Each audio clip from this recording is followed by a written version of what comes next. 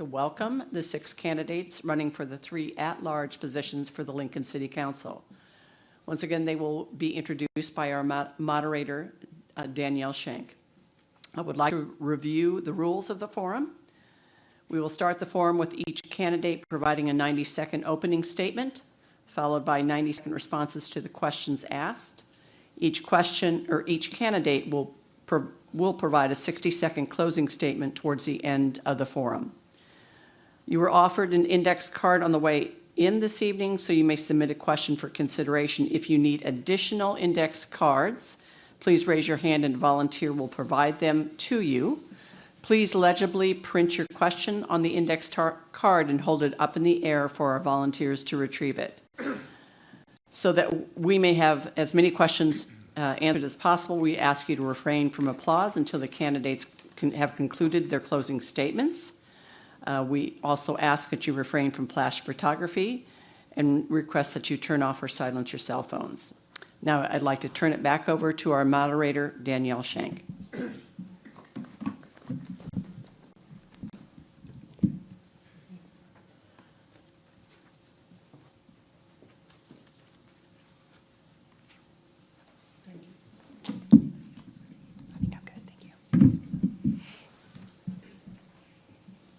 Alrighty. Good evening and welcome to tonight's candidate forum. Just like we had earlier, we will be turning our attention now to the candidates running for the Lincoln City Council.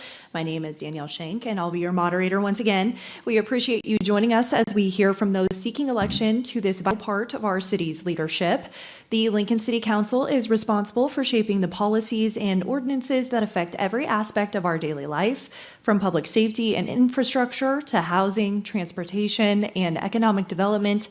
Tonight's forum is your opportunity to hear directly from the candidates about their priorities, their perspectives on key issues, and their plans for Lincoln's future. Similar to the airport forum, each candidate will respond to a series of questions, and responses will be timed to ensure fairness, and we ask that candidates remain respectful to one another and the time limits throughout the evening. So each candidate will now have a minute and a half to introduce themselves and share why they are running for Lincoln City Council. So just make sure that you're putting the mic pretty close to your mouth here, and we'll begin with Mr. Tom Beckius, City Council member seeking a 3rd term and a small business owner. Good evening, everyone. My name is Tom Beckius. Thank you all for coming out tonight. I think I can share on behalf of all of us our appreciation for the League of Women Voters and 1011 for holding this forum here tonight, and for all of you coming out here in person and for all of you watching online as well. My name is Tom Beckius. I am seeking a 2nd term on the Lincoln City Council. Prior to my election in 2021, I served as a Lincoln-Lancaster County Planning Commissioner for 5 years. I'm from Lincoln, born and raised. This is my hometown. And the reason that I am serving and have a continued interest in serving is because this is the city that I love. This is the city that raised me, and this is the city that has given me so much. And by serving on city council and various volunteer roles prior to city council, this is my way of contributing to our pretty great community. Professionally, I work in real estate and construction, primarily residential construction, and I'm excited to be here today to talk to everyone about housing, affordable housing, public safety, workforce development, all the things, roads, all of the things that are really impacting us on a day-to-day, in our day-to-day lives, and just appreciate you all being here again. Thanks so much. All right, thank you, Mr. Beckius. Next, we will hear from Mr. Stan Parker, founder of MyBridge, which operates Christian radio stations and provides training to nonprofit ministries. Good evening, everyone. And yeah, my name is Stan Parker. I grew up in Bellevue, Nebraska. I was raised in a military home. My dad was a career Air Forceman. So in my home, he taught me about discipline. He taught me about dedication to family. He taught me about duty to country. And those are things that really shaped kind of who I am today still. At the University of Nebraska at Lincoln, I earned a degree in business administration, and I had the privilege of playing football under the leadership of Coach Tom Osborne. right? And once again, was a very shaping thing for me in my life. He showed me, it taught me about just character-based, solid leadership, and that really shaped me as well. So during my college days, I also met my bride, and we will have been married 40 years this summer, so pretty excited about that. We raised our 3 kids here in Lincoln, and after we graduated, we decided to stay in Lincoln as well because, as Tom was saying, we love the city. It's a great place, and we wanted to raise our kids here as well. So during my college days, I made a decision that I wanted to prioritize impact over income, and so I've always served in the nonprofit sector. So the last 20 plus years, I've founded, grown, and led a nonprofit called MyBridge, and we do a number of things, network of Christian radio stations across the state. We also have leadership investment that I do on a weekly basis with leadership teams across the state. All right, thank you, Stan. Now let's move over to Mr. Benny Shope, City Council member seeking a 3rd term and an employee of the Nebraska Department of Labor. Thank you. Again, to echo my colleagues to the right, I'd like to thank the League of Women Voters and thank 1011 for this opportunity to speak to the voters. My name is Benny Shope. I am currently a member of your Lincoln City Council, and I would like an opportunity to continue to be a member of your Lincoln City Council. I was born in Bowling Green, Kentucky, where I earned a bachelor's and a master's degree from Western Kentucky University before moving to Nebraska to pursue a PhD. And I never finished that, but I fell in love with the community. I like to say that I'm a Kentuckian by birth, but a Nebraskan by choice. There's something magical happening here in Nebraska. We have a sense of Nebraska nice where we all work together, we pull together, we make it a better community for everyone. And we're doing that on the Lincoln City Council too. I've been lucky to be part of a team of people that are working to improve transportation, housing, and infrastructure for the community. In my free time, I like spending time with you at your neighborhood association meetings and other events in town. You'll see me out in the community doing something with the residents of Nebraska, with the residents of Lincoln every night. And what you see is what you get. If you give me another term with the City Council, I'll continue to do the same things I've done for the last 8 years. Thank you. All right, thank you, Mr. Shope. Up next is Mr. Jerry Showcraft, former Lincoln City Council member and property manager for student apartments near UNL. Thank you. Again, my name is Jerry Showcraft. I'm a former city councilman and chair. Originally came to Nebraska from Indiana on a basketball scholarship. I've been here over 44 years. I love Lincoln. It's my home. I run a private student housing operation on UNL campus called the 50/50. I'm married. I have 4 children, and I have a 2-year-old grandson that is running me around ragged. So I'm keeping up with him. The theme that I talked about when I first announced coming back into politics is that there is so much more that we can do here in Lincoln. And I want to progressively move our city forward with fiscal responsibility. I want to see economic vitality in every neighborhood. I want strong support for our first responders and getting them the funding and the equipment that they need to do their jobs. We have so much potential here in our community, and we need new vision and new leadership to get that done. And I'm hope that you will vote for me on May 6th. Thank you. All right, thank you, Mr. Showcraft. Now we'll hear from Ms. Sandra Washington, a retired National Park Service employee who was appointed to the City Council in 2019 and elected in 2021. Thank you very much, and thank you to the League of Women Voters and to 1011. As she said, I've been on the Lincoln City Council since 2019. Prior to coming to the City Council, I served as a Lincoln-Lancaster Planning Commissioner. My background, as she said, was I worked for the National Park Service for 25 years. And as an employee of that agency, I did planning, park planning around the country, and environmental compliance work. My degrees are in natural resources, public policy, planning, and ecology. And I've had a chance to work on the ground in field ecology and to do congressional affairs, work for the Department of Interior for about the last 10 years of my career with the National Park Service. I really enjoy working in ecology. And that's why I like working in cities and with planning, because I look at cities and all of the pieces that it takes to put a well-functioning city together, and those are the things that excite me. You can tell there's a lot of us who moved to Lincoln. I too moved to Lincoln about 35 years ago and really found home here. And I love this community and want to continue to serve. Thank you. All right, thank you, Ms. Washington. And finally, we'll hear from Mr. Malar Aurangzeb, a businessman who flips houses and runs a painting company. Hi, Assalamu alaikum, peace be upon you.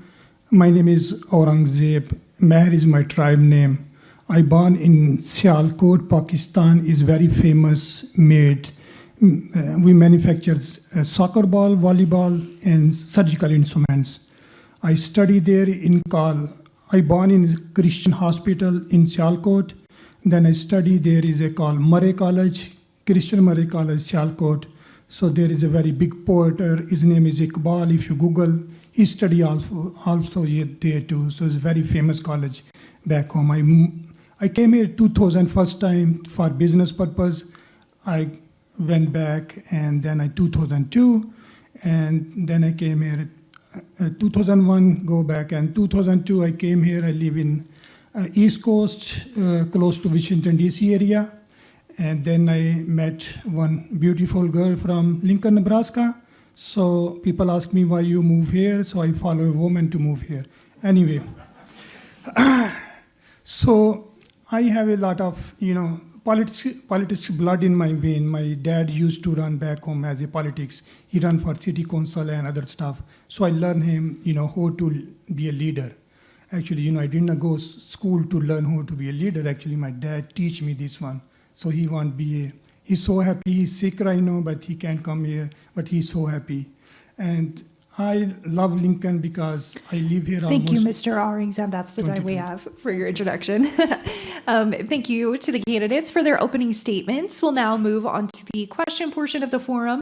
Each candidate will have up to 90 seconds to respond to each question. So we'll begin with our very first one. And this one will start with Mr. Stan Parker. What do you believe are the top 3 most pressing issues facing Lincoln today? And how would you work to address them if elected to the city council? So I believe the 3 priorities that rise to the top if Lincoln's going to continue to move forward with strength. First is safety. So we must ensure that Lincoln continually heads in the right direction, right? So always in the process of becoming and remaining a safe place to live. So public safety is foundational.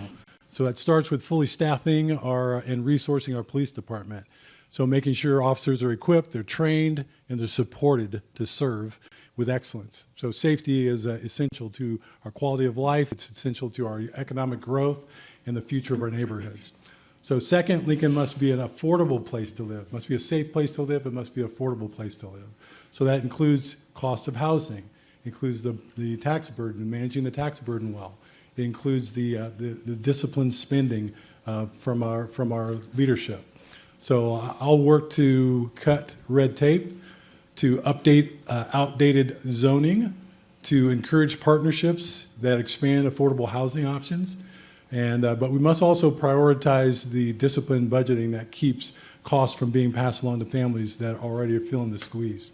So third, we need to cultivate a collaborative climate to reshape our reputation to become a place where businesses can thrive.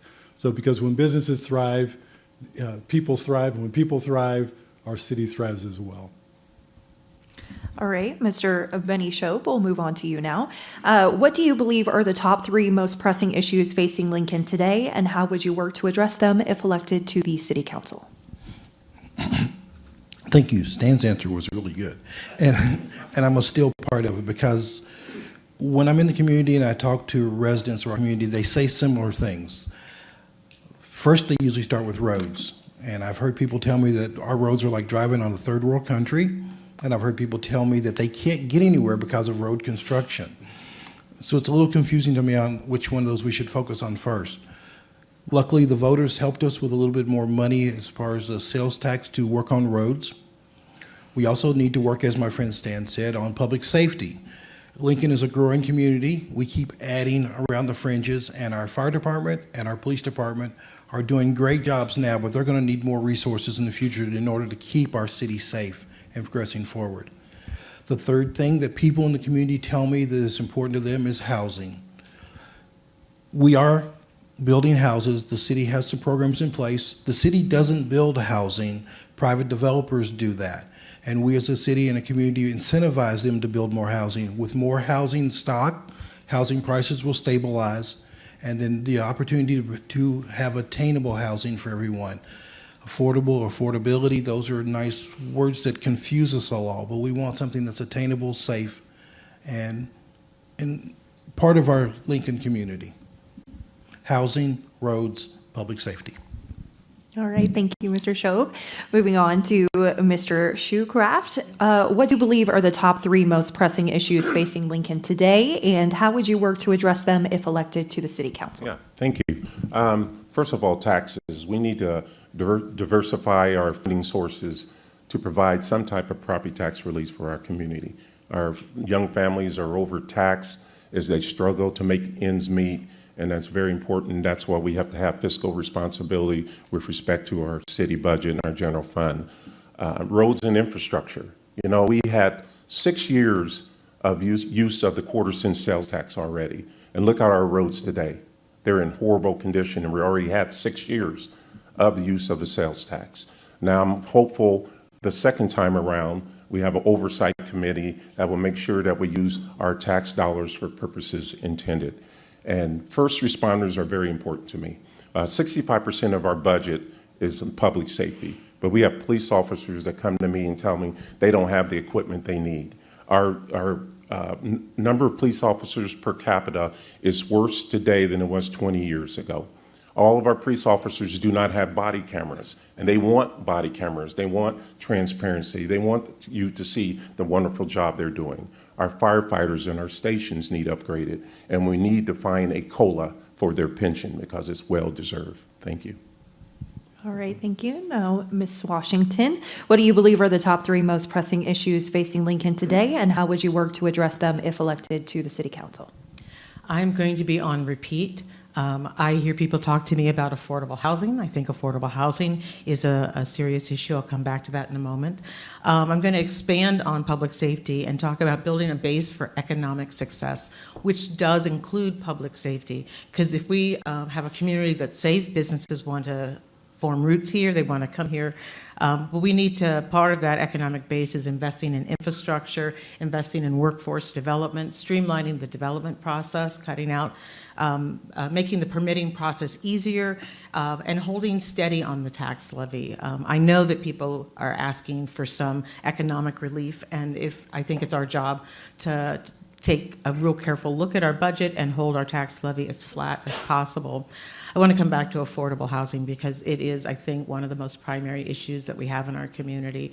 We have a coordinated action plan for housing, but what we also need is more developers. We have a few developers who are in this market, and we need to find ways to incentivize new developers to come into this, and I think we can hold some seminars and help them with the financing to understand the complicated financing that goes into that. And I'm so short on time, I'm going to talk about housing again at the next question and LV 688. All right, thank you, Ms. Washington. Now, Mr. Aurangzeb, what do you believe are the top 3 most pressing issues facing Lincoln today, and how would you work to address them if elected to City Council? First is affordable housing. I will support zoning change, funding for affordable housing, and streamline development approval. And second is public safety. I believe it's smart investment in safety, including mental health response team and community-based policing. Even I just got asked this question on 27, and by Parkway, there was some people there with some mental issue. They say, if we vote for you, what you going to do for us? So this is very important thing too. And economic opportunity, I will support local business, job training, and youth employment program to grow Lincoln economy. And about tax, I think we have a lot of tax already. We don't want to put burden on people. Whatever we have a tax, we want to use as a smart person, so we can get, is a good benefit from them. Like if you see the street, our street is so bad, and we have already $85 million. So I don't know where this last government, they spent this $85 million, I did not see.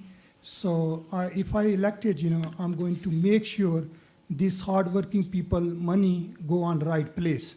So people can see if somebody come from international or from local, they can say, wow, this is a Lincoln. But no is, I think, is horrible art street. Thank you. All right, thank you, Mr. Aurangzeb. Now, Mr. Beckius, what do you believe are the top 3 most pressing issues facing Lincoln today, and how would you work to address them if elected to City Council? I think our top 3 issues today are going to be affordability, public safety, and workforce development. When it comes to affordability, I think everyone has seen grocery prices go up, egg prices go up, the price is going up, and things are becoming less affordable for residents, not only in Lincoln, but across the nation. Now, there's not a whole heck of a lot I can do about the price of eggs, but there are other things I can do to impact affordability in this city, which we have done over the years, whether that's making housing more affordable, lowering the tax levy 3 out of the past 4 years. This council has done, and implementing fiscally responsible policies to make sure that we're making the best use of everyone's dollars so that you can keep more in your own pocket.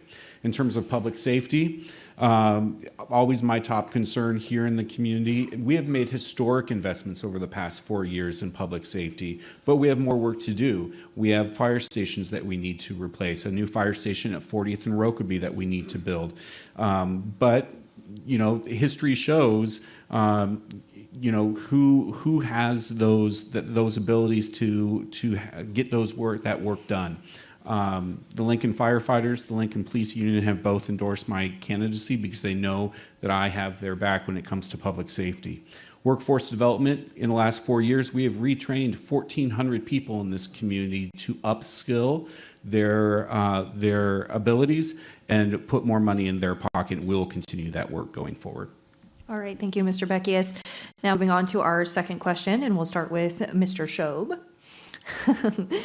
What specific steps should the City Council take to increase access to affordable housing in Lincoln? So, as I said earlier, the City of Lincoln does not build housing. I know people think that. We do have the Lincoln Housing Authority here, which runs a federal program that helps subsidize housing for people in need. But the city has actively engaged with developers in our community, and we provided opportunities for rezoning property. Mr. Becky has led a campaign to change the limits on parking for commercial districts in B4 zoning. We have embraced the idea of putting infrastructure in. The city puts in sewer and water lines into areas in our community that make lots available for developers to build on.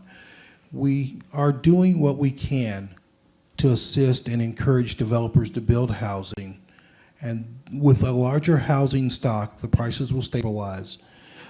We all grew up in the time where our parents said they built a nice 3-bedroom ranch for $50,000. I don't think we'll get back to those days, but we'll get back to a place where the people who are earning a good wage in Lincoln can afford a good place to live. And the city will continue to work with anyone who wants to come to the table and build more affordable housing. All right, thank you, Mr. Shobe. Mr. Shoecraft, what specific steps should the City Council take to increase access to affordable housing? Well, first, we got to remove the barriers. We got to streamline the building and safety permit process so that it doesn't drive up the costs for a single-family home. It's very hard to do business here in Lincoln, but we need a comprehensive strategy for housing to where we can close the gap of affordable housing. In 2023, HUD passed a $1.1 billion funding bill to help with rentals and assistance. We have to build more rooftops, and we can do that if we streamline the process and remove the barriers. We have a wonderful opportunity to do that. Rent has increased 32% since 2019, so families can't even afford to pay for their rent, let alone buy a house.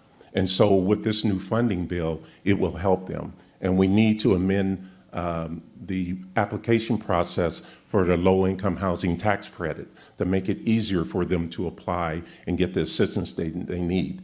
They spend 50% of their income on rent, and that doesn't even take into account for housing, clothing, and transportation. So we have a lot of work to do, and that's one of my priorities if I'm blessed to return to the City Council. All right, thank you, Mr. Shucraft. Now, Ms. Washington, what specific steps should the City Council take to increase access to affordable housing? One of the first things that we need to do is streamline the review and permitting process for construction. We are beginning to work on that. In about less than a month, the Development Service Center rolls out, and it will provide every developer with basically a concierge, someone to walk with them through the entire process and make certain that any conflicting comments during the review process are dealt with before they get delivered to the developer. We need to continue to review our zoning rules and give more flexibility in lot sizes and in residential development. We need to encourage more developers into the affordable housing market. There have been a lot of numbers mentioned just in the last few minutes, and it's true. There are a lot of people who are really burdened by their rent payments, 40%, 50%, sometimes more of their monthly income. And I think if we have more affordable housing units, we can help drive that price down. And then I mentioned LB 688. It's actually 288. And if passed, this law will allow for TIF funding to be used for affordable housing in urban areas, not just in rural areas. And I fully support this, and I hope that we can make that happen because we'll implement that here in Lincoln. All right, thank you, Ms. Washington. Now moving on to Mr. Aurangzeb. What specific steps should the City Council take to increase access to affordable housing? We need to expand affordable housing zone, increase partnership with nonprofit housing developer, use city-owned land for mixed-income housing project, provide rental assistance and incentive for landlord.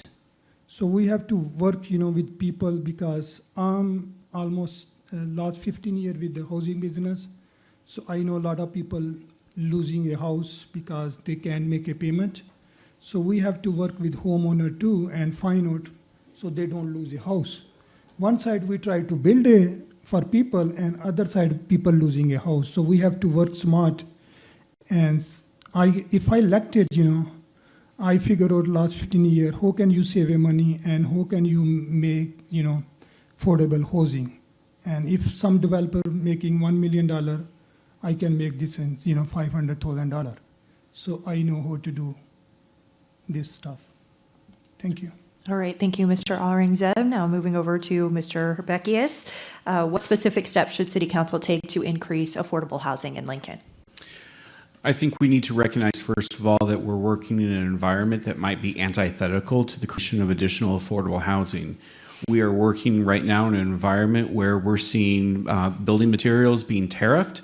That will increase the cost of housing. We're working in an environment right now where federal and state funding is probably going down. That will increase the cost of affordable housing. So what can we do on a local level in order to attack this problem? You've mentioned, we've talked about some things here before in terms of zoning and looking at more flexibility with our zoning code. We've been doing that for the past 4 years and have really opened up the ability to add more housing here. But again, we have more work to do. I think that a continued investigation with zoning is obviously paramount, but so is looking at other items such as making sure that we have the ability to deregulate in this current circumstance codes and zones that may be costing housing construction and developers more dollars than they should, as long as they don't impact life safety issues. I think that now's the time to attack that problem because what we have to do is really work hard in this community to make sure housing remains affordable, because right now we are rowing upstream when it comes to housing affordability with a lot of things that we cannot control on the local level. So we must remain nimble to attack this problem. All right, thank you, Mr. Beckius. Now, Mr. Parker, what specific steps should the City Council take to increase access to affordable housing? So not much left for me to say, but to sound a little bit like a parrot, but I would definitely say to modernize our zoning and code. So outdated regulations often prevent the kind of density and flexibility that we need to build more homes that people can afford. So secondly, streamline the permitting and development process, so delays and inefficiencies always cost more at every stage. They increase the cost at every stage. And of course, those costs get passed on to those who are aspiring to buy homes. So we need to make it faster and simpler to build the kind of houses that we desperately need. Third, we need to incentivize public and private partnerships. Right, there are nonprofits, there are faith-based organizations, there's developers that are ready to step in, and we just need to clear the path where appropriate to incentivize that they build in priority areas. And fourth, we need to make smart, strategic use of the federal and state dollars that do come our way. Right, so not just reactively, but proactively aligning those with the areas that we really want to see growth in our city. All right, thank you, Mr. Parker. Now we'll move to our third question, starting with Mr. Shoecraft here. How should the city balance public safety needs with transparency and accountability within the police department, and what reforms or resources do you believe are necessary? I think we have a wonderful police department. I think we have great leadership all the way up and down. I know there was issues in the past with the previous police chief, but I'm very proud of our police officers and the leadership that exists today. We need to fund them and get them the equipment they need to do their jobs. It's been 20 years, and the number of police officers per capita is in the worst shape that it has been when I first served. And that should be a priority. And it doesn't make sense for me for 20 years that we still haven't improved the number of police officers in our community as our community continues to grow up to 333,000 people. I spoke earlier about the equipment they need, the body cameras. Those men and women deserve a COLA for their pension. So I'm going to be looking for a funding source for that, as well as with our firefighters. So it's going to be a top priority. And again, they say 65% of our budget's for public safety. But look how much we're lacking with respect to our fire stations, our police officers, the equipment they need, and the number of new officers that needs to be hired. That will be a top priority for me because they do a wonderful job with the little that they have. And the leadership today, top to bottom, is outstanding, and everybody should be proud of them. Thank you. All right, thank you, Mr. Shoecraft. Moving on to Ms. Washington, what strategies would you pursue, or how should the city balance public safety needs with transparency and accountability within the police department, and what reforms or resources do you believe are necessary? I think that, like many of actually everyone up here, public safety is number one. The Lincoln Police Department has an awesome responsibility to keep us safe. And with that comes an awesome responsibility to live up to their ethics in the highest possible way. There's a need for all of us to understand what's happening, and I think they're doing a wonderful job. But when our trust is shaken by news reports, that is the time to communicate more. And I understand that there are personnel reasons that you don't want to communicate and legal reasons where you don't want to over-communicate. But I think in times when people have a lack of trust, that is when you lean in and you tell them there are processes, there are procedures, and they're being followed. I have trust in the Lincoln Police Department, but I think that there needs to be a bit more communication so that other people understand what the processes are and that they're being followed. I also believe that the police department and the fire department could use more equipment, and they could use more fire stations and substations for the police department. That takes time and money, and some of the equipment that we have already purchased for the fire department, it takes 2 years to be delivered. And so we have tankers that we ordered almost 19 months ago that will be here soon, and soon means in about 6 months. So the equipment is coming. We're giving them the money that they need. All right, thank you, Ms. Washington. Now, Mr. Aurangzeb, how should the city balance public safety needs with transparency and accountability within the police department, and what reforms or resources do you believe are necessary? Oh, we have an awesome police, that's why we have a less crime than other city. I think we are the number 13th. So I just want to mention a story, a few months before somebody steal my car, and I called 911 and please find out this car within 10 minutes. So that was awesome. And we must, fund both law enforcement and mental health crisis response, establish an independent review board for complaint, invest in body camera, transparency dashboard, and ongoing de-escalation training. Increase community police engagement. So again, we have a lot of police, but we need to do what they call coffee with police. I did one time, when I moved here, I used to scare a lot from police. But when I talk to them, they are very nice.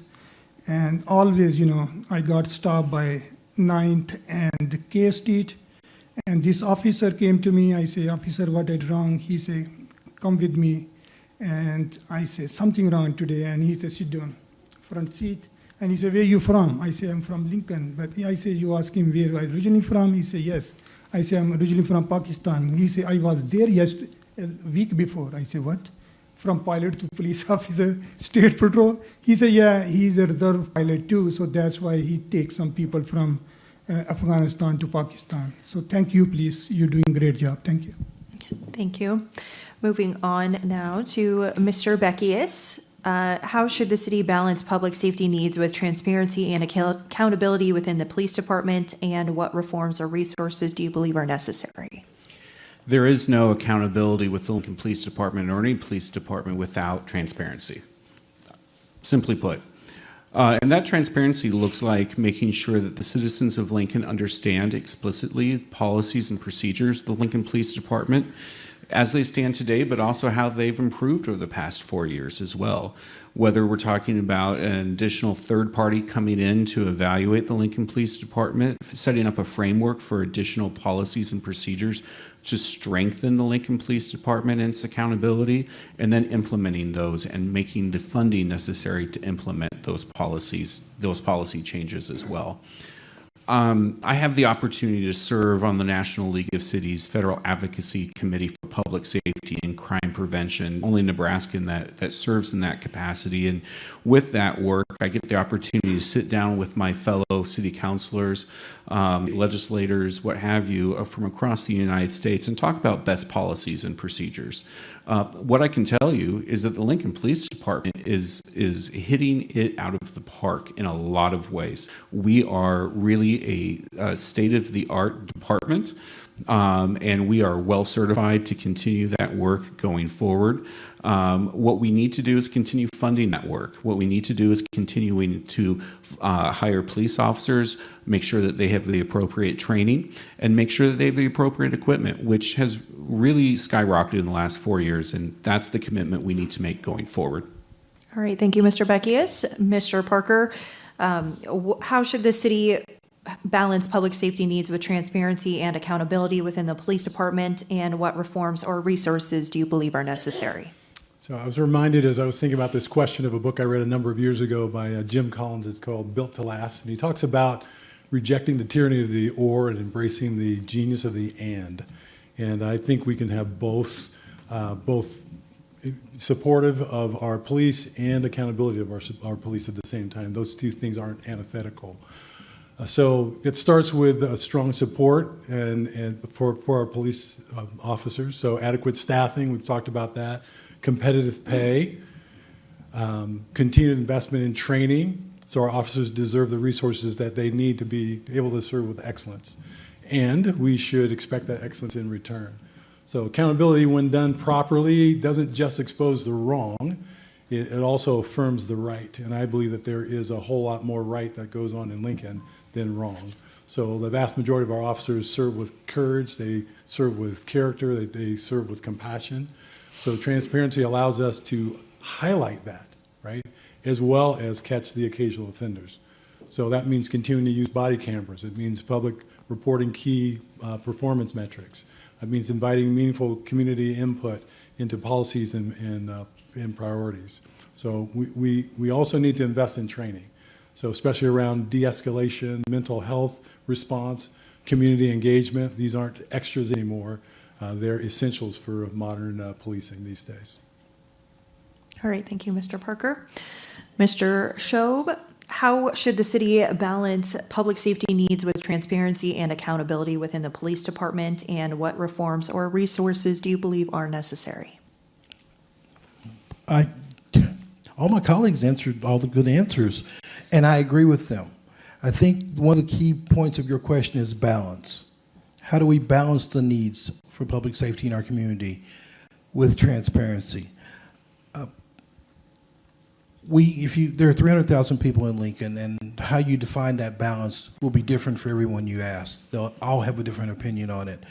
We as the city council take your comments from the public, and we empower the people in personnel, human resources, leadership in the police department to do those transparency things, and then we hold them accountable when they do and don't. As Mr. Parker said, we should celebrate the good as well as make observations about the less than good. The real question for me is, and this is a concern that I also struggle with the balance of, to do the things we need to do to keep a functioning, safe police department will take money. While I also hear from the community members that say, we are being taxed, and what are you doing with our money? We have to strike that balance between meeting the needs of the community, 300,000 people with different definition of what that need is, with the money that you allow us to have from your property tax, sales tax, federal taxes, and other funding sources, and make sure all those needs for equipment, buildings, and biggest need right now, personnel, people to join the police force. We have to strike that balance. All right, thank you. Moving on to our fourth question, and we'll start with Ms. Washington. This is actually a question from the crowd. What is your stance on ICE enforcement activities within the city limits of Lincoln? Thank you.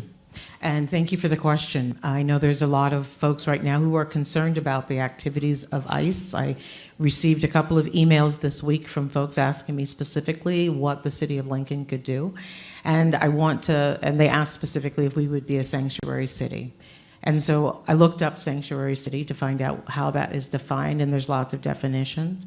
And what I can tell you is that though I don't support the idea of naming Lincoln a sanctuary city, our police chief, our mayor, have come out and said that what we will do is we will act legally to resolve crime in our city, and it is not our responsibility in Lincoln to manage the immigration process or immigration policies of the country. When a warrant from ICE is issued, the police department will do what they need to do to take care of that, but ICE will handle their own warrants, and the police will make certain that it's done safely. I know that there's a lot of trepidation out there, but I am glad that we have a police department and a state patrol who are ready to make certain that we are safe, regardless of immigration status, and they will leave immigration policy to ICE. All right, thank you, Ms. Washington. Mr. Aurangzeb, what is your stance on ICE enforcement activities within city limits of Lincoln?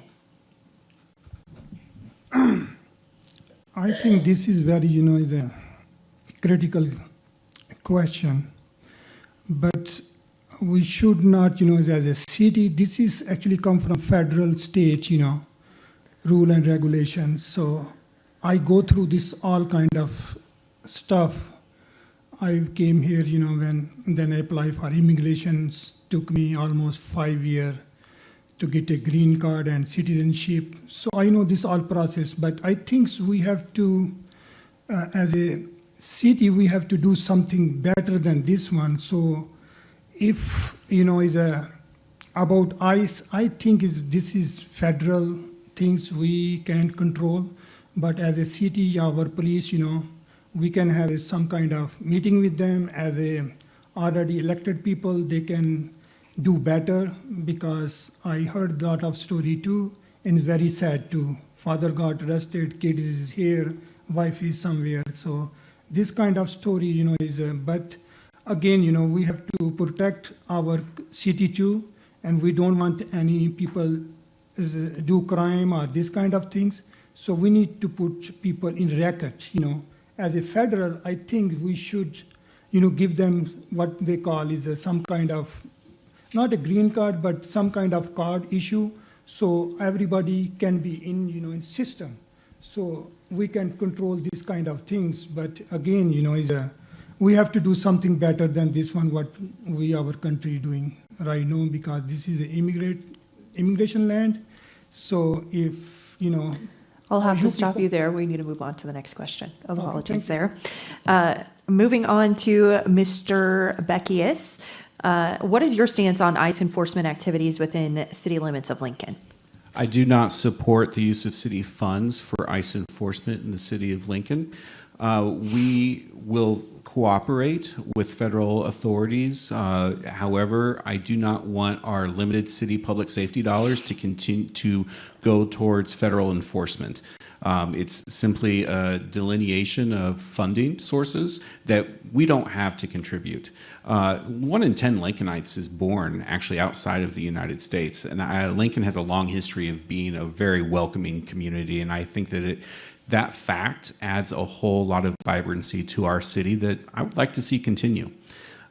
We have a lot of opportunities here in Lincoln to give a whole lot of opportunities for people to better their lives. And I love the fact that the community of Lincoln has that set up. I also just want to mention that there are a few school board members here or potential school board members here tonight who are in the audience. And I just want to say that while the city of Lincoln certainly works in partnership with LPS on a whole lot of issues, we also want to make sure that any student impacted by a potential ICE interference is supported in our community as well.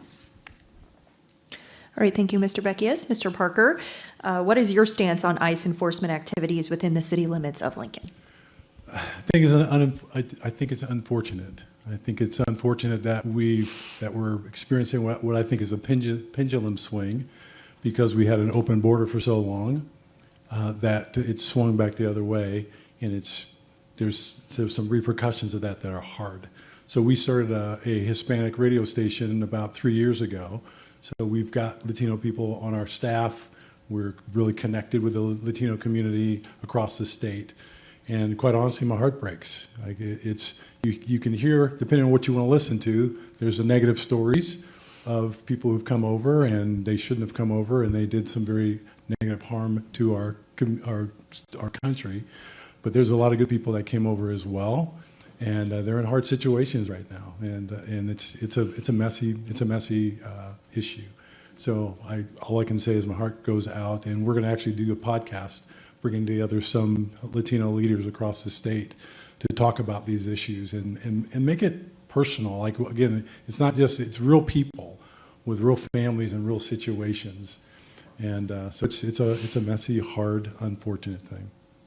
All right, thank you, Mr. Parker. Mr. Shobe, what is your stance on ICE enforcement activities within city limits of Lincoln? Thank you.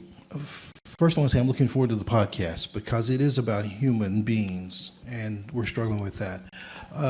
As many of my colleagues have said from the dais today or from the table, the podium, immigration is a federal issue, and Zeb said it best. It's federal law. I have had conversations with several police chiefs about that here in Lincoln, and as Ms. Washington said, their position is consistent. They're concerned about the safety of our community, whether you're documented or undocumented. You need to live in a safe community. There's a fear that if local police start engaging in federal immigration enforcement, people will stop calling the police when they need help, and they'll become victims of our community. So the local police department will not interfere with federal law enforcement if they're doing immigration issues. We will provide the required legal assistance. That's been the policy all along for Lincoln, and they will continue to do that, but they are not in charge of asking someone if they're a legalized or a nationalized citizen. That's not the local police department's responsibility, and that's been the policy for years now. That will remain the policy. If reelect me, and we'll talk about that later.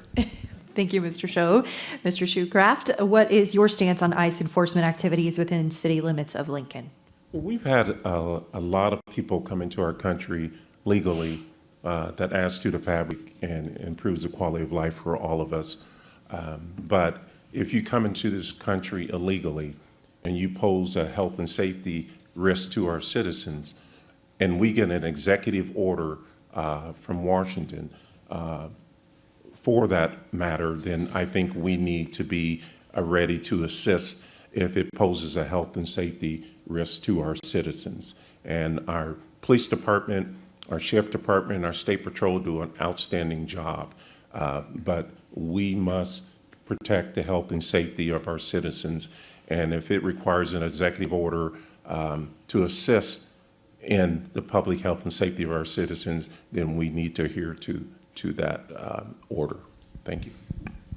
All right, thank you. Kind of switching gears here for our fifth question. We'll start with Mr. Aurangzeb.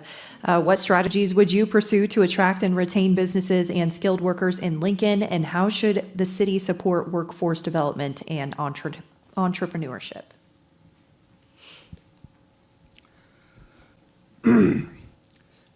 To attract, to retain business and worker, we must invest in workforce training in collaboration with local school and teach program,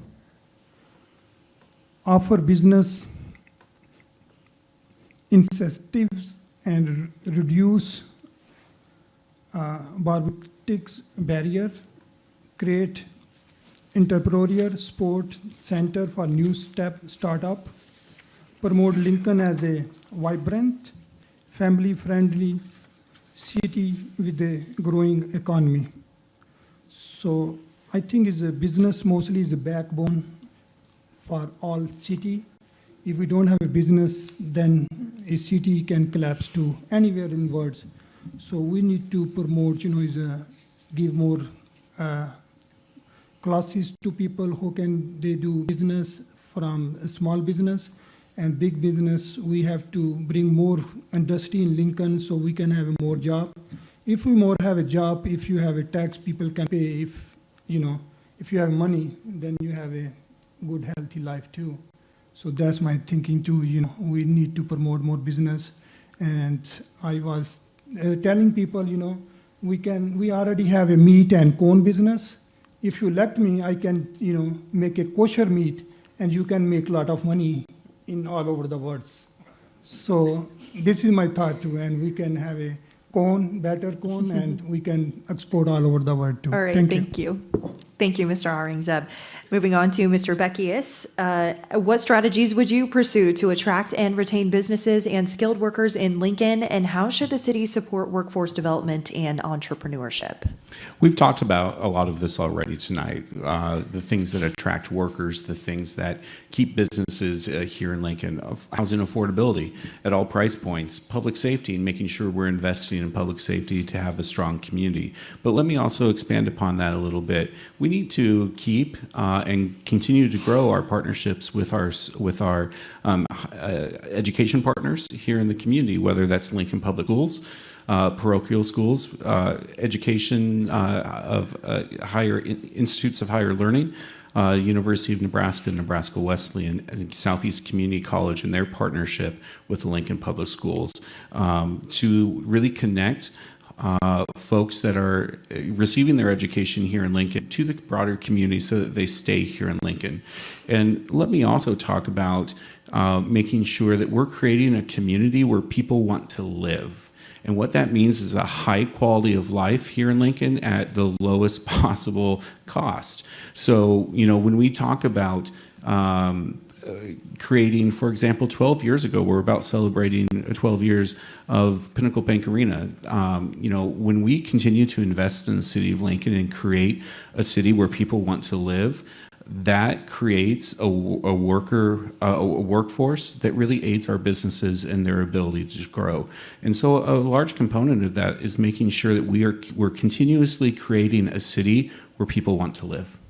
All right, thank you, Mr. Beckius. Moving on to Mr. Parker. What strategies would you pursue to attract and retain businesses and skilled workers in Lincoln, and how should the city support workforce development and entrepreneurship? So I'd say that Lincoln needs to be a place where businesses and business people want to come to build and to stay. But right now, I believe that too many in the business community feel like that the city is more of an obstacle than a partner. So I recently sat down with a local business owner, and we weren't there to talk politics. We were actually going to talk about some MyBridge related to work. And I asked him when he decided to grow his business, why he went towards Omaha and not in Lincoln. And he said this, he said, Lincoln fights growth. So that wasn't set out of bitterness, it was just simply his experience. And I've heard similar stories too many times to ignore that. So I think that that mindset needs to change, that we need a healthy business climate that doesn't just tolerate growth, but it encourages it. So we need to create a climate of collaboration, not resistance, where businesses leaders feel like that they're building with the city and not battling against the city. So as far as workforce development, I've been really impressed with Jason Ball and the Chamber. And my understanding is the city currently grants about $1 million, close to $1 million a year to support their work. And I think it's money well invested. So the Chamber is bringing together education, business, and community sectors to address workforce gaps strategically and collaboratively. So we need to keep strengthening that partnership as well. All right, thank you, Mr. Parker. Mr. Shob, what strategies would you pursue to attract and retain businesses and skilled workers in Lincoln, and how should the city support workforce development and entrepreneurship? Broad question. I'm going to start by saying actually it was last week, the Economic Development Director for the state of Nebraska outlined the 3 big industries in Nebraska. Agriculture, number 1. Nobody's surprised by that, are they? Number 2 was manufacturing, second biggest job employment. And third was tourism. Nebraska's number 3 on tourism. Now, I grew up in Kentucky, and I don't think of Nebraska as a big tourist destination, but we're growing fast. When I first got elected to city council, I thought insurance, education for the university, and medical were the 3 big things in Lincoln. And I said, we don't do much manufacturing here. And my friends from the Chamber of Commerce said, hold my beer. And then they explained to me that Kawasaki's here, Timco's here, Lincoln Industries are here. And the list went on and on of manufacturers here in Lincoln who need skilled workers. The city adds about 3,000 new residents every year. 3,000 people come here to live. Now that accounts for people moving out and people who move on. But we're still adding people. And the city is partnered with economic development. The city's partnered with the Chamber of Commerce. The city is partnered with workforce development in the state to train the existing workforce and to encourage more people to come here. One more thing, and I'm out of, never mind. Watching the time like a ask hawk me there. about All right, moving on. Yes, moving on to Mr. Shoecraft here. What strategies would you pursue to attract and retain businesses and skilled workers in Lincoln, and how should the city support workforce development and entrepreneurship? Well, we have some wonderful nonprofits here in our community that received grants to aid in this initiative. Nebraska Job Center, helping individuals get their CDL license. The Bryan Foundation, providing scholarship to nurses. We have the People Center, the Center for People of Needs. They're helping individuals get IT jobs. We have Southeast Community College receive $4.8 million to create a learning-based center. So those are the things that are very important that we need to continue to support, but we must foster a better relationship with the business community and city government. We must support businesses and development that creates jobs and expands the tax base. And if we do that, and again, supporting our nonprofits, you'll see more retention, you'll see more training, you'll see more young people staying here in our community and being productive members of our community. And our nonprofits are crucial for that, and we must continue to support them. Thank you. All right, thank you, Mr. Shoecraft. Ms. Washington, what strategies would you pursue to attract and retain businesses and skilled workers in Lincoln, and how should the city support workforce development and entrepreneurship? There are a lot of things that are happening right now in the city of Lincoln to help on workforce development. A lot of folks have already mentioned that. The American Job Center has done a lot to give people training to upskill so that they can get better jobs. We have relationships with the Southeast Community College. and with unions who do apprenticeship programs. And all of those things, plus the universities, plus all the not-for-profits. When we're a hub for small business, when we attract small business, that's where most of the jobs come from, we grow. And we've got a very exciting program happening with Echo Collective, working with women who have come to this country as refugees and immigrants and started small businesses and grown those small businesses. We are one of the only places in Nebraska that have a Kiva platform, which is a platform for building loans for small businesses through philanthropy, small philanthropy from anyone in the community, and that's been very successful in helping a number of businesses get off the ground this year. I also want to talk about the fact that when our community has a high quality of life, we attract workers here and we attract businesses here. And some of that free entertainment that we can build in our community that the city can take responsibility for is our parks, our trails, our libraries. We can fund arts, and we do fund the arts. But keeping a high quality of life is critical for attracting that workforce, then making sure that we give them lots of different opportunities for training. All right, thank you, Ms. Washington. We'll start back up at the top with Mr. Beckius on this one. What are your ideas to mitigate any loss of funding for Lincoln projects or initiatives due to federal budget cuts? So we are obviously living in uncertain times. We don't necessarily know what our future budget looks like when it comes to dollars coming to Lincoln from our federal and state partners. I think a smart city is a city that remains flexible. While I am up here saying that we have priorities in the city of Lincoln, for example, public safety, affordable housing, what have you, we also need to remember that some of our funding may be cut going forward, not only with the city of Lincoln, but some of our partners. For example, Community Action right now just put out a call for people to help persuade federal legislatures to keep funding Head Start programs. The city of Lincoln, Lincoln LPS and the city have a partnership with community learning centers that could lose $1 million in federal funding. That impacts potentially hundreds of children in our community, for example. So I think a smart community makes sure that they right now remain flexible so that we can really address the needs of our community. For example, we know that when a parent has access to childcare, that enables that parent to go out and make a living and make their family stronger financially. And we know that that disproportionately impacts women, for example. So I think a smart city right now remains flexible.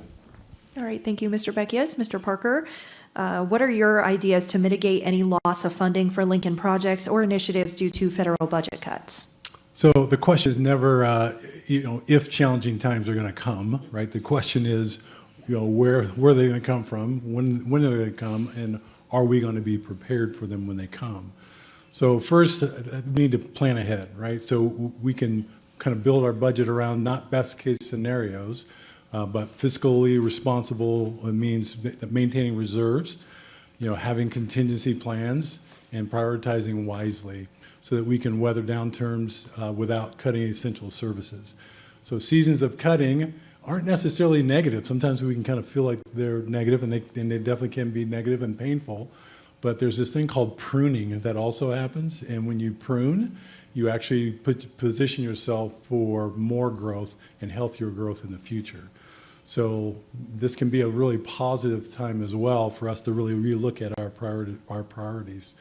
So second, we need to be proactive in our grant strategy. So too often cities can kind of scramble when the funding window does open. So we should be ready with kind of some shovel-ready projects that have clear alignment with the typical grant criteria, and also have the internal capacity to take advantage of those when they come. Third, we must expand strategic partnerships, right? There are private and nonprofit and philanthropic organizations that I think would be ready and willing to invest in projects that make a difference. So we just have to bring a compelling vision to them and invite them into that collaborative process. And I'm out of time. Thank you, Mr. Parker. Moving on to Mr. Shope here. What are your ideas to mitigate any loss of funding for Lincoln projects or initiatives due to federal budget cuts? I'm going to start by agreeing with Mr. Parker when he said about reserves. The city of Lincoln, based on this charter, does have some money in reserves for those rainy days. We had a health scare in our nation a few years back, and at that point when the city budget came through, we made cuts. We lived within our budget means. We, as Tom said earlier, we've cut the levy, the taxing rate, 3 out of the last 4 budget cycles. That one budget cycle we didn't, but we left positions open, we didn't do new hiring, we didn't order as much new equipment. We knew that the economy was not as good as it had been in the past, and we made adjustments to live within our means. I fear we will lose some federal funding, and I'm confident that city officials, that's us, and the budgeting people and the administrators will make the necessary adjustments to live within our means. We have some reserves for emergency services and things like that, but we won't grow to match the growth of our community. As Mr. Parker said, some pruning, that's always good. We always can find small things where we have too many of something.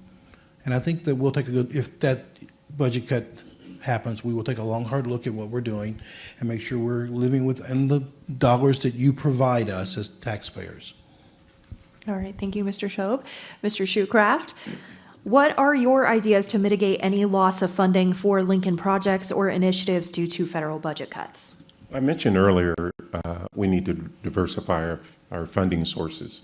As I mentioned, we have over $70 million in liquid assets, cash on hand. We're going to generate $96 million over 25 years with our Bluffs Road landfill waste emission project, where we turn that into renewable natural gas, and we'll generate $4 to $6 million a year. We get $1.5 million a year in gaming revenue. We get $5.5 million in occupational tax. It just goes right into the general fund. We have over $750 million in investments earning interest. So we can diversify our funding sources to pay for projects if federal funding is cut. What's very important to me is our climate action plan. We're worried about that. I think we have a diversified funding sources to take care of that as well.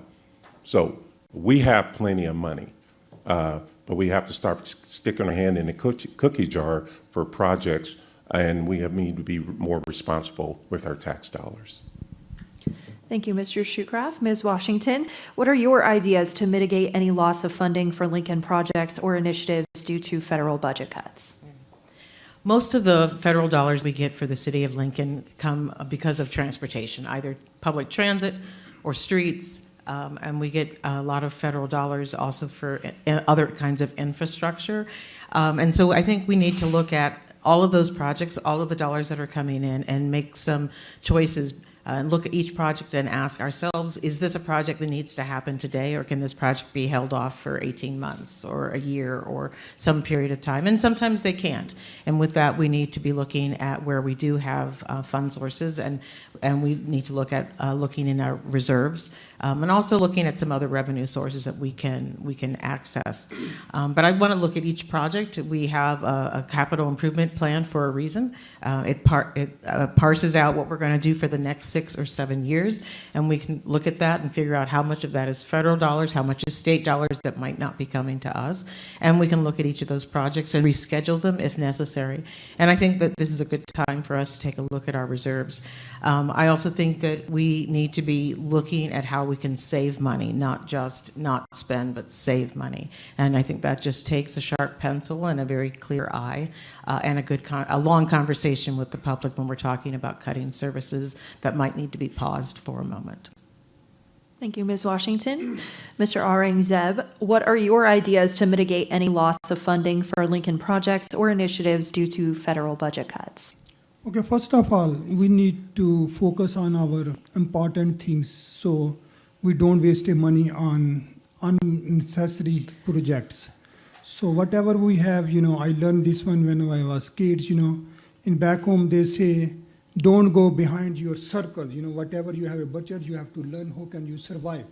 So, my think this one is the first thing is identify funding sources with state and local grant. build public-private partnership to continue virtual service, conduct efficiently audits and budget prioritization, educate strongly at the state and federal level for Lincoln needs. So we have to work, on what we need first. If we don't have too much money, extra money, we can just go to basic and fix this one, what we important things to need. We don't need to spend money on, is unnecessary things. That's my thing. Thank you, Mr. Aurangzeb. Now, we'll start with Mr. Parker on this question. This one came from the crowd. Throughout the night, there's been quite a bit of agreement in answers. How will you set yourself apart from the rest of the candidates? This will be Well. for everyone after, promise. That's pretty broad. Well, so from a standpoint of, and I don't know if we're going to get into this question, it kind of relates a little bit to another question we were asked, but I come from a nonprofit background, right? So, and Lincoln, when it comes to it, really, Lincoln is a nonprofit organization, and so it's about not just leading from ownership, right, where it's your money and you can spend your money your way and your vision. You have to lead from a stewarding standpoint where it's not your money. It's not just your vision. It's a collaborative vision that you've got to be able to bring together. So that's my wheelhouse. That's where I've been. That's where I've led. That's where I've worked with teams across the state and other nonprofits. I sit at the table with leaders all the time, working through strategy and priorities and getting clarity. And I know how hard it is to get that. And I'm engaged in that process all the time. So I bring a very 30 plus years of nonprofit leadership lens to the table that I think makes me a little unique from the rest on the council, desired council. All right, thank you, Mr. Parker. Moving on to Mr. Shobe. Throughout the night, there's been quite a bit of agreement in the answers. How will you set yourself apart from the rest of the candidates? Thank you. I was hoping you could get the referee story about the basketball game. Ask him about that sometime.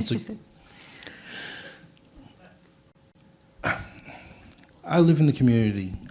I'm an hourly worker for the Department of Labor. I live just a little bit better than paycheck to paycheck. I am like many of the residents of this community. I have 2.9 college degrees, and I know that I don't know what's going on most of the time. That's why I go to community meetings. That's why I talk with people in the community. That's why I have a list of 34 items that the residents of this community have told me are important to them. And I take that list to every meeting I go to. I take that list when I hang out with the city council. I take that list when I talk to the mayor and say, are we doing something about this? This was important to somebody. They mentioned it to me. It's on my list. What are we doing? Are we going to make their lives better? I've been doing that for 8 years now. What you see in me is what you get. It's consistency. I'm going to talk with the community. I'm going to listen to what they have to say. Sometimes they're going to tell me things that are painful and I don't like them. I'm going to write them down and I'm going to take them back to the council and I'm going to tell the council, people are saying this, what are we doing? And you can count on me to do that consistently. And I think that's what sets me apart from the rest of the candidates at the dais. All right, thank you, Mr. Shobe. Moving on to Mr. Shoecraft. Throughout the night, there's been quite a few agreement in the answers. How will you set yourself apart from the rest of the candidates?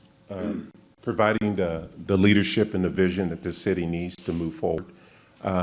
When I first served on the council, I'll give you a short story.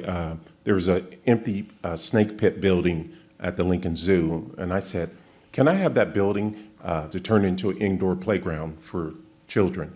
And they said, well, if you can raise the money and you can have at it. And what we do, we raised the money, got in-kind contributions, we built Lincoln's first indoor playground. I went to Portland, Oregon, studied community-based policing. So I pushed for a police substation in Lincoln, and lo and behold, we have one at 27th and Holdridge, one of the first ones. So I have the ability to lead, to build consensus, and get things done. And I'm not going to be beholden to anyone but the people of this community. And my leadership and vision will transcend across party lines.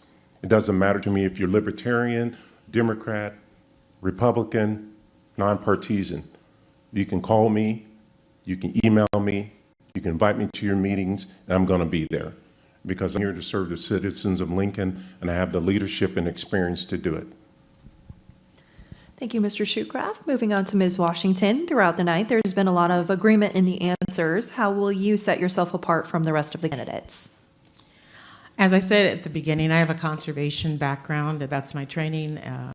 And I'm going to bring a conservation lens to the work that we do in City Council. I know that some of the stuff that we talk about, and we've talked about tonight, doesn't really talk about conservation. But when I look at the horizon, the planning horizon that we have in the city of Lincoln, it's not next week, it's not a 2-year budget. I'm looking at a 100-year horizon. I'm looking in the far distance because I want to set Lincoln up to be a great city in 100 years for our grandchildren. I want to know that our city is going to be successful for the long term. And so that's the horizon I look at when I'm making decisions about infrastructure, when I'm looking at the climate action plan, and we're looking at food security for all of us, when we're looking at a second water source, when we're looking at managing our floodplains so that we reduce the risk of floods over the long haul so that we're a more successful city in 2, 3, 4, 5 generations from now. That's, I think, how I stand apart is I have a conservation eye, a conservation lens that I look through. I won't say the obvious. Actually, I'm going to say the obvious. I am the only woman at this table tonight. I am the only woman on City Council, and I am the only woman running for City Council. And as a wife, as a mother, I think my perspective is unique on this council, and I'd like to stay. Thank you. Thank you, Ms. Washington. Moving to Mr. Aurangzeb. Throughout the night, there has been a lot of agreement in the answers. How will you set yourself apart from the rest of the candidates? Okay, first of all, I'm immigrant. So if I look, you guys, you all people is immigrants. They came 200-300 years ago. So if you look at history, 500 years ago or 600 years ago, there was nothing here. So immigrant make this America a great.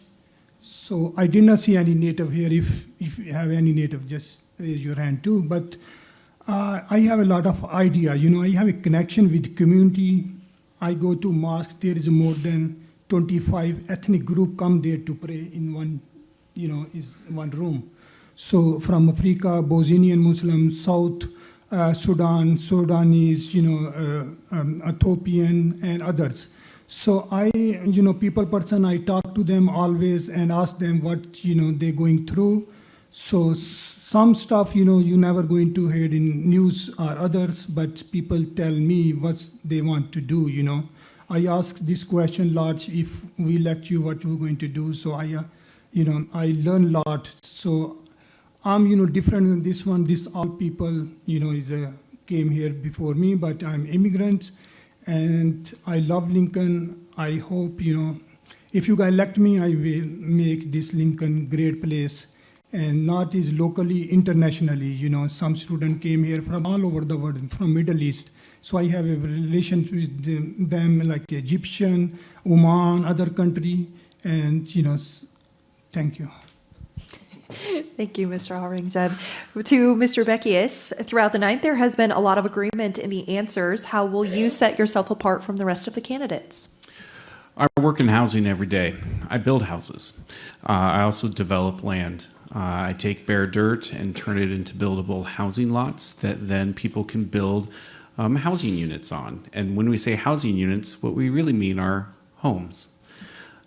We have done so much great work on the council over the last 4 years with Councilwoman Washington and Councilman Shobe to really impact the availability of housing in our community. But we have more work to do.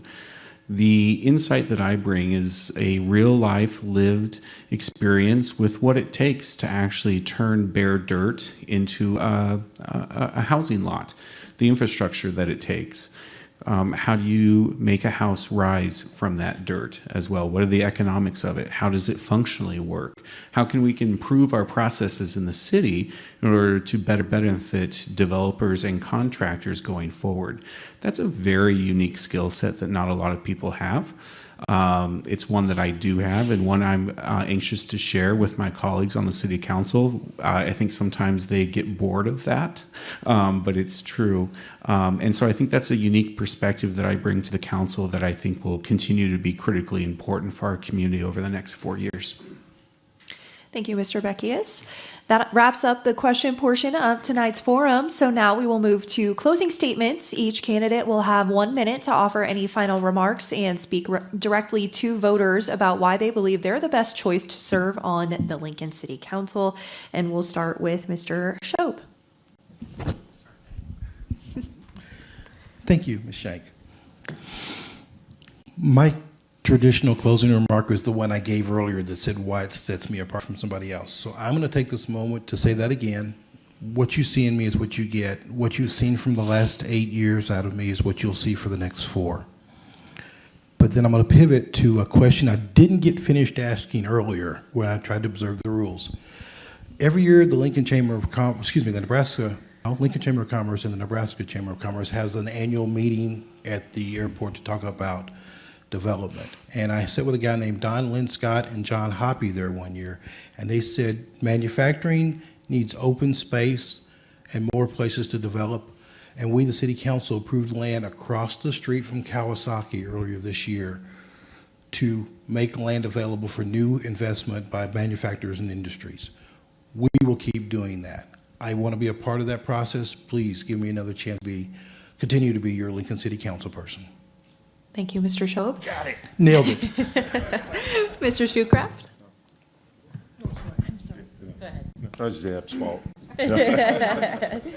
No, thank you. I've been working at this since October, studying issues, coming up with innovative solutions for some of our pressing problems.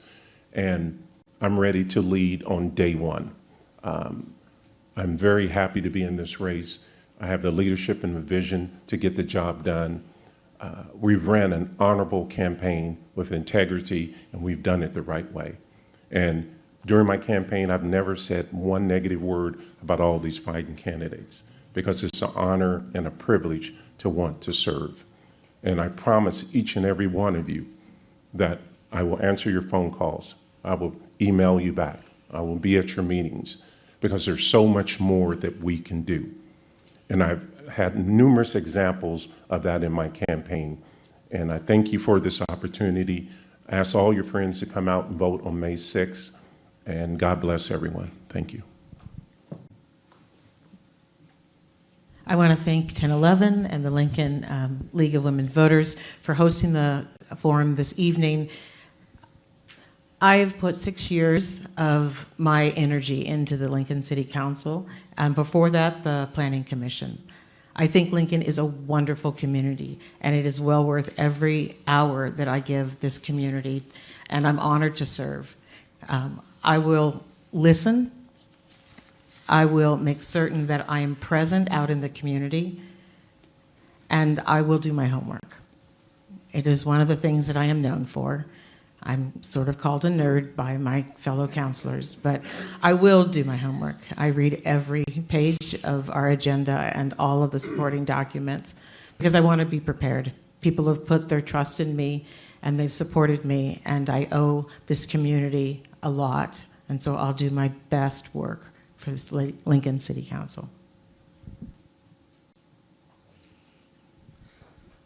I want to add some story. Maybe some people don't like it, but if you work somewhere at any company and your supervisor gives you task and you didn't finish one day, second day, third day, fourth day, they're going to fire you.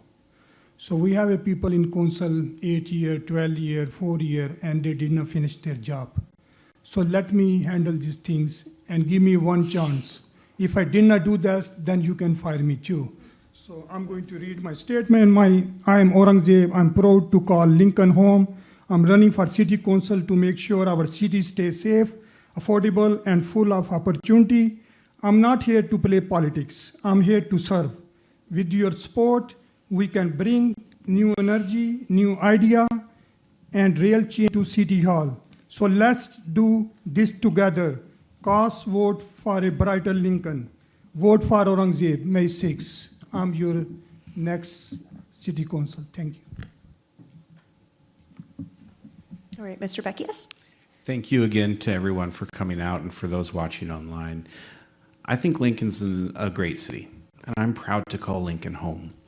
We've made significant forward momentum in the last 4 years, and I would like to continue to make that movement forward for the next 4 years. While lowering the city's property tax levy, we have made historic investments in public safety. We have done monumental work when it comes to lowering the price of housing. We have, like I said earlier, retrained over 1,400 people in workforce development in our town. We have made tens of millions of dollars of investment in streets. I think Lincoln's a pretty special place. And I think that this council over the past 4 years has done a pretty good job of making sure that Lincoln continues on that trajectory. And I would ask for your vote on May 6th. Thanks again for coming out. All right. Thank you, Mr. Beckius. Now for you, Mr. Parker. You can answer the question. It's a closing statement, All right, so, all right. you know. Closing statement. Don't start my time yet. Yeah, restart. No. So I've been blessed to receive a number of different endorsements from people that we all know, but one endorsement that I'm actually the most proud of came from someone who was very not supportive of me initially. His name's Timothy Curtis, and we met in a pretty unorthodox way. I was checking on a mysteriously missing fence sign, and his house was closest to mine, so I knocked on his door, and he told me directly and pretty forcefully that he had actually taken it down. Because he felt like it was on his property and he didn't like the candidate. So when I told him that I was the candidate, he actually doubled down and he said he was far too left and I was far too right from what he heard for us to ever come together. So instead of reacting, I listened, I asked questions for understanding, and I treated him with the respect that he deserved. Still, he ended the conversation pretty abruptly. And later that night, I was shocked to go to my webpage and find that he had actually left an endorsement. He shared how he was blessed and impressed by how I handled his intensity and negativity. So I invite you to go to my webpage, standforlincoln.com, and read it. It was pretty encouraging, but that's who I am. It's a real life example of how I lead collaboratively, and that's what I'd like to bring to the city. All right. Thank you, Mr. Parker. Thank you so much for everyone staying here and listening to all of this. And thanks for going easy on me, guys. First time moderating, so I appreciate you guys.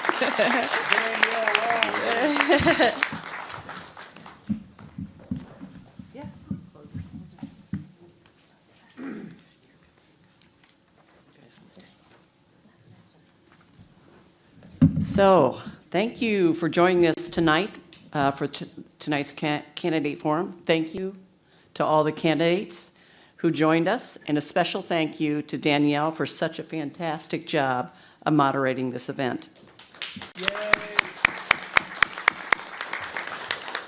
The League of Women Voters has a one-stop shop for election information at vote411.org, where you can find your polling place, read responses from candidates, as well as build your ballot. Whether you vote 411 or already know where, when, and how you're going to vote, please vote. Early ballots are out or on their way, and you'll have until May 6th, Election Day, to return them to the Election Commission. Please join us tomorrow night for the Lincoln Public School Board of Education Forum. Thank you for coming, and good night.